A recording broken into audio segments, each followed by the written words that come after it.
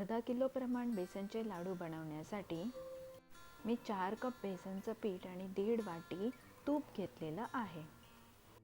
यासाठी गॅसची फ्लेम कमी करून त्यामध्ये 1.5 कप तूप थोडं थोडं घालून ते मंद आचेवर 40 ते 45 मिनिटे भाजून घ्या. त्याने पीठ व्यवस्थित सगळीकडे भाजलं जाईल आणि तूपसुद्धा सगळीकडे प्रॉपर मिक्स होईल. हे मिश्रण भाजताना हळूहळू चमच्याला घट्ट लागेल.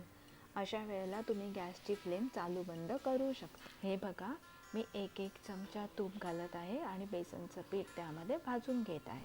पूर्ण 1.5 वाटी तूप संपेपर्यंत तुम्हाला हीच प्रोसेस फॉलो करायची आहे. पुढचे 20 ते 25 मिनटं तरी. आणि अशा प्रकारे चमच्याने फोडून व्यवस्थित भाजून घ्या. हे बघा, इथे घट्ट होत आहे. इथे तुम्ही गॅसची फ्लेम चालू बंद करू शकता. त्यामध्ये पाव वाटी रवा घाला. आता 1 वाटी गूळ घाला आणि उरलेली 10 मिनिटे भाजून घ्या. नंतर पाव चमचा इलायची पावडर घाला आणि कट केलेले काजू, बदाम, पिस्त्याचे काप घाला.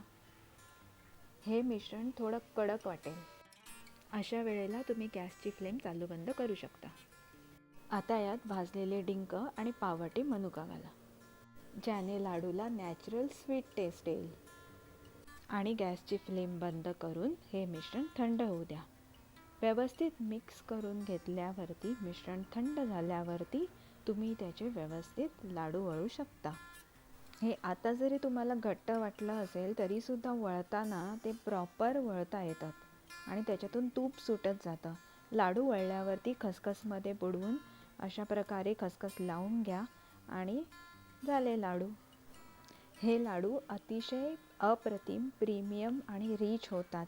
एकदा करून तर बघा आणि आपल्या चॅनलला सबस्क्राईब करा. थँक्यू. Bye bye.